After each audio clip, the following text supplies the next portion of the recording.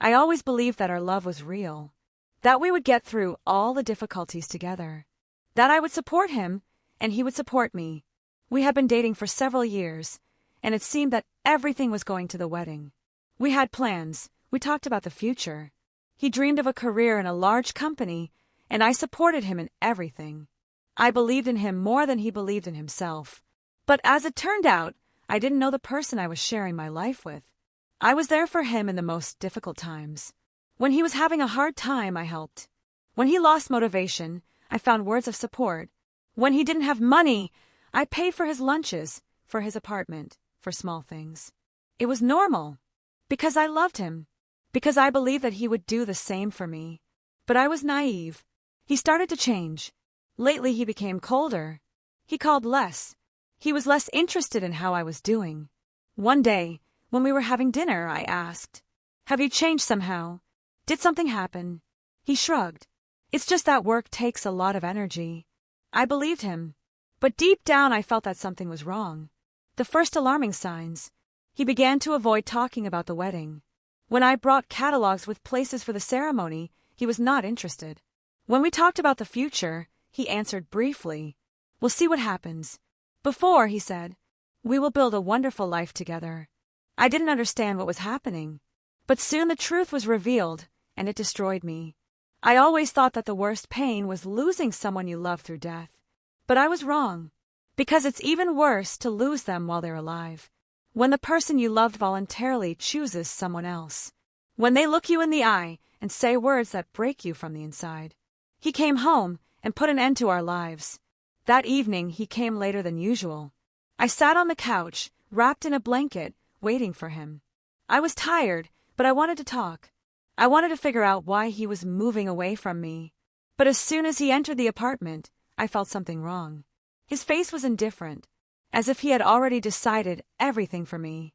I smiled, hoping that was what I imagined. "How was your day?" He didn't answer right away. He took off his jacket, threw it on the chair.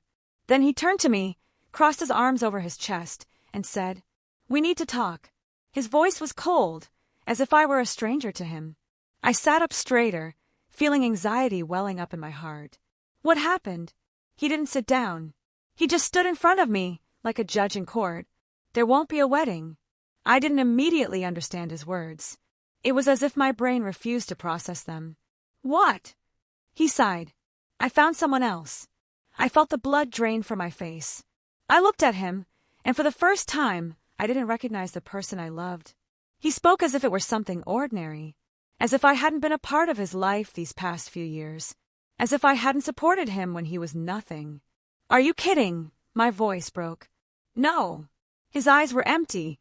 There was no regret or doubt in them. I felt my world crumbling. All our shared dreams, our late-night conversations, our jokes, our moments of joy, everything had been destroyed with one sentence. I tried to make sense of his words. "You can't just take it and leave." He laughed. "Believe me, I can." I've never heard so much arrogance in his voice. "But why?" My fingers clenched into a fist. His lips curved into a half-smile. "Because I don't want to live in poverty." His words hit harder than a stab in the back. "What did you say?" "I met a woman who can give me more than you can." His voice was calm, almost indifferent. "She's rich. She has connections, opportunities. And you've always been just a support, but you can't give me what she can." I felt something inside break. He was no longer the man I loved. He never was. I was just a transitional stage for him until he found something better. I was left devastated, and he left, without looking back.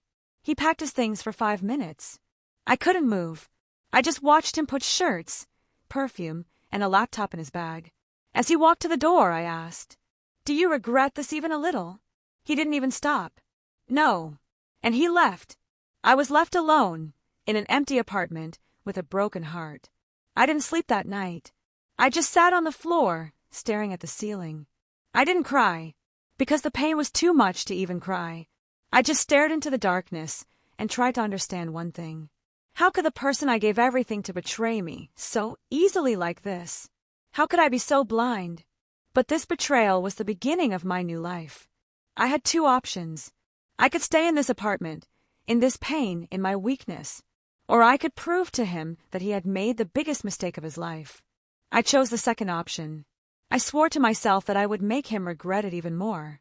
He thought I was just an ordinary girl who would never succeed. He didn't know one thing. Now I won't just survive. I'll become someone he can never ignore again. I thought the pain would go away in a few days, that I would wake up one morning and everything would be better.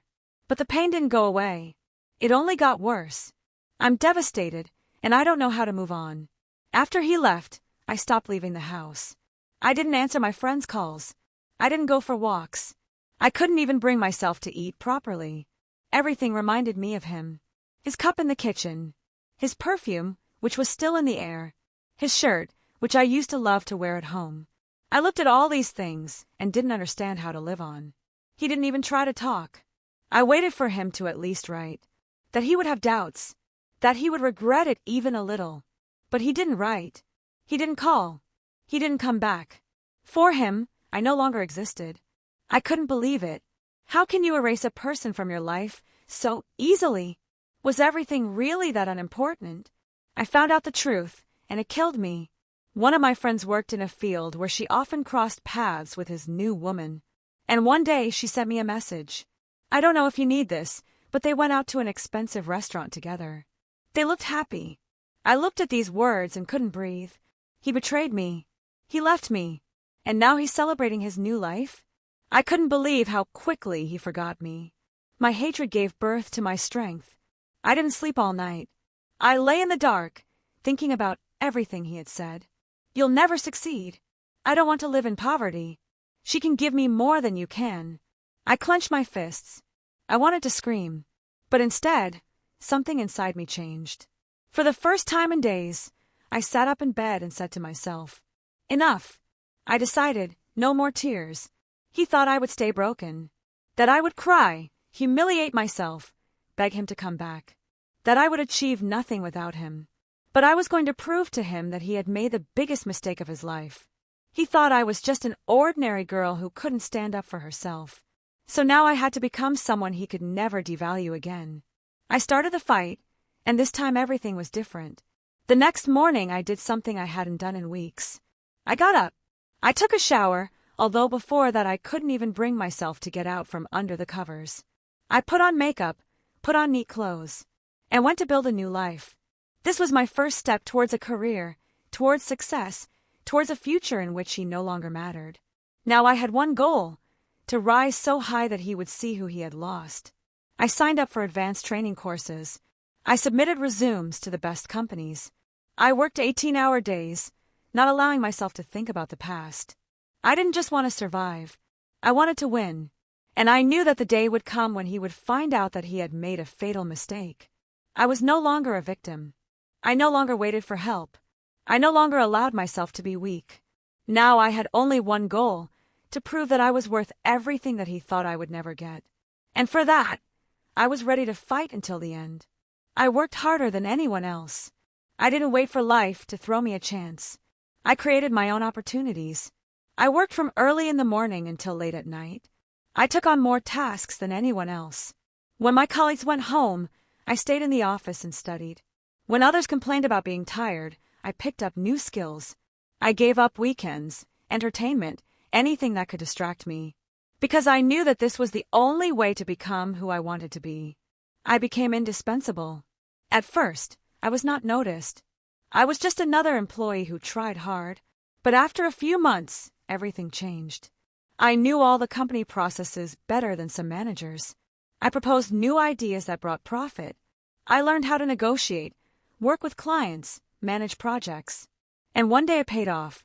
My first big promotion, my career began to grow rapidly. When the management was looking for a person for a higher position, no one thought that they would choose me. I was the youngest in the department. I had worked here less time than the others. But they didn't know the main thing.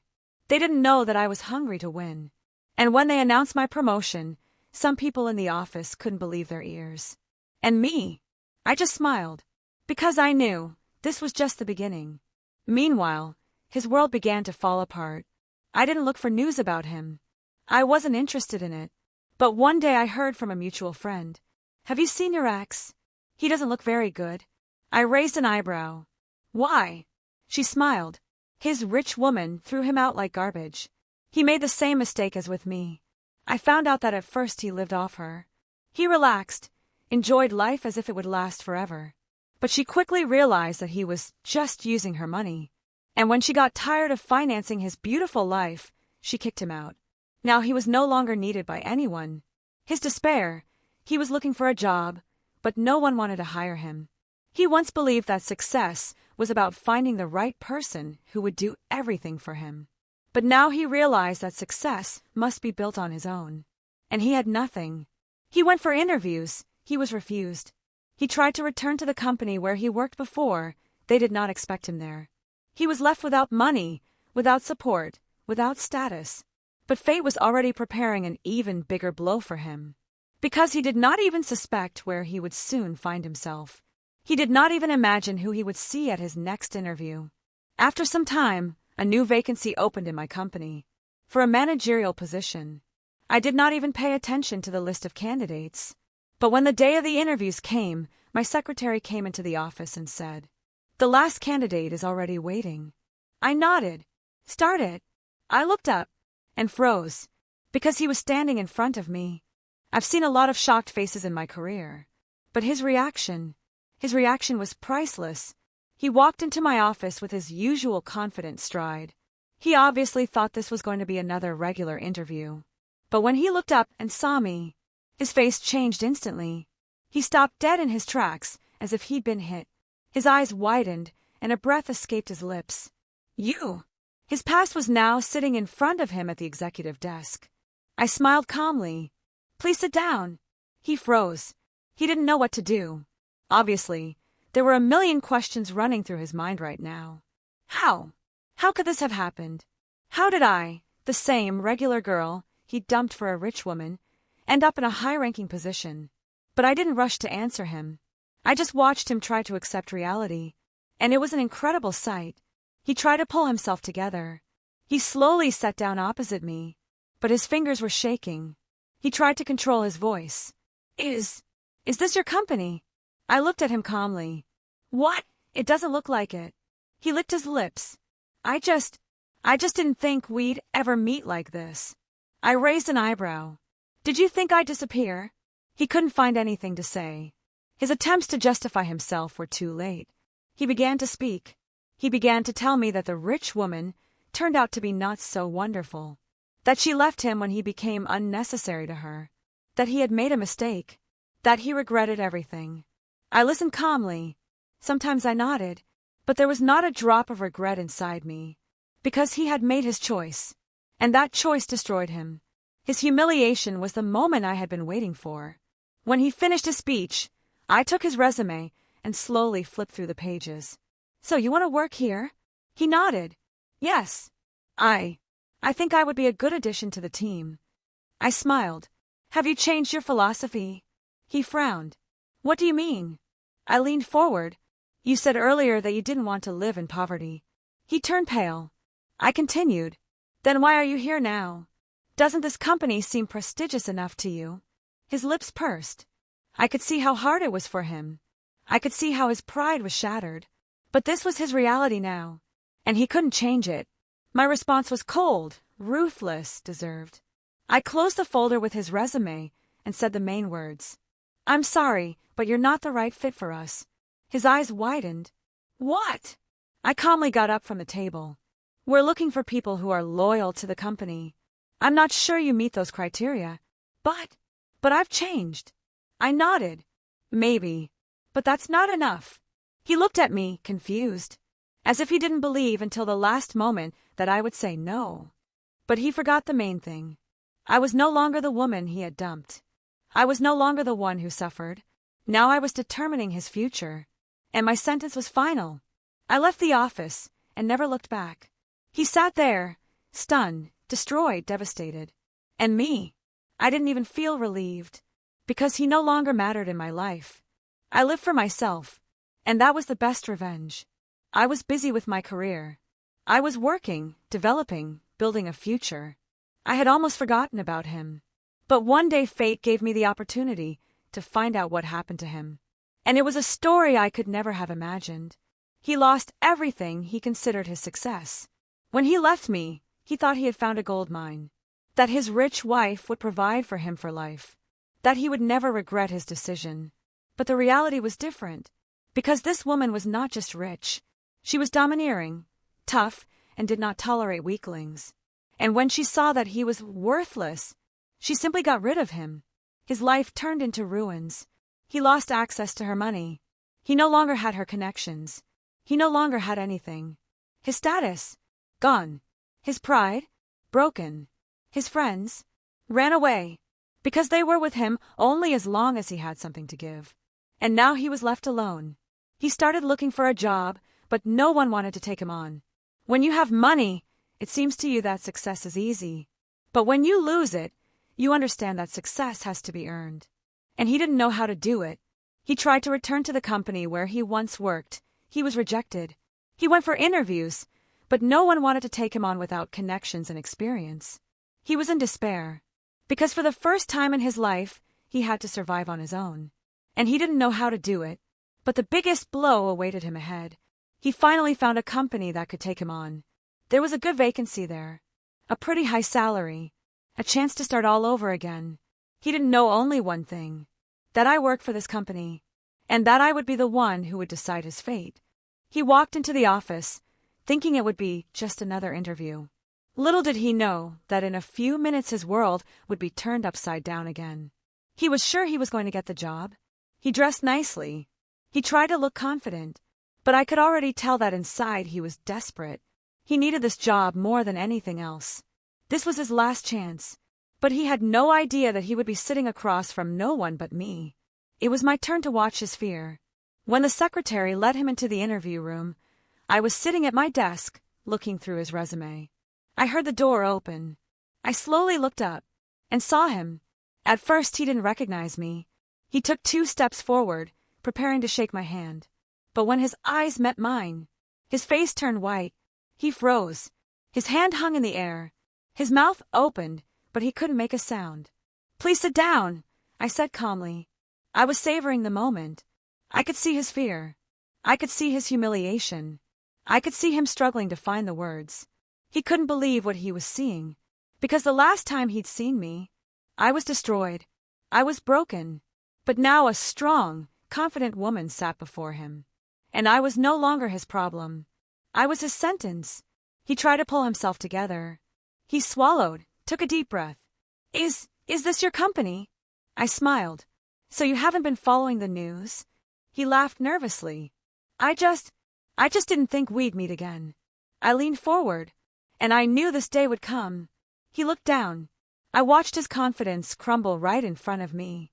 His pathetic excuses, I listened without any emotion. "Listen," he began, trying to compose himself. "I made a mistake." I raised an eyebrow. "A mistake?" "Yes." "What I did then?" "It was a stupid decision." He rubbed his hands together nervously. "I didn't know you'd be this successful." I smiled. "And if we had?" He didn't answer, because he knew that to say I would stay was to admit that he was a traitor. And to say no was to destroy himself completely. I watched him being trapped, but I felt no pity, because I was no longer the woman he had abandoned. Now I held his fate in my hands. I saw him trying to pull himself together. His brain frantically searched for a way out, but there was no way out. I was the only person who could change his fate, and this time I wasn't going to save him. He started to beg. It was funny. "Listen," he said, swallowing again. "I know I made a terrible mistake." "Really?" I answered calmly. "You have to." He twitched nervously. "But I've changed. I realized what I did was wrong." I raised an eyebrow. "No, you realize that now you need a job?" His face twitched. No. I really am sorry." I smiled coldly. "Oh, I have no doubt that you are sorry. But are you sorry for hurting me?" I leaned forward. "Is it because your fate now depends on me?" He didn't know what to say, because we both knew the truth. He wanted a second chance, but he no longer had the right to it. "You're not like me, are you?" he muttered. "You wouldn't do this to me." I crossed my arms over my chest. "You mean I'm not as cruel as you?" He nodded quickly. "Yes, you're better." I laughed. Do you think I'll forgive you? I just want to work. I want to be able to. Live! I said it sharply. He lowered his head, and in that moment, I felt my final victory. He was no longer the self-righteous man who had abandoned me for a rich woman. He was a pitiful shadow of his former self. My response was brief and ruthless. I took his resume, looked at it carefully, and slowly set it aside. I sighed as if thinking. He held his breath. I could see how he hoped. What he thought I would say. Okay, you'll get a second chance. But instead I just smiled. I'm sorry, but you're not the right fit for us. His eyes widened. What? I stood up from my seat and looked him up and down. I'm not sure you're a reliable enough employee. He balled his hands into fists. But I've changed. I shook my head. It's too late. His despair was my revenge. He stood up abruptly. You're enjoying this, aren't you? I shrugged. You made the choice. He moved closer, as if to say something, but I simply turned to the door and pressed the button to call the secretary. Show the candidate the way out, I said, without even looking at him. I left the meeting room, leaving him in the past forever. I didn't even look back. I knew he was standing there, destroyed, humiliated, broken, just like he had left me once.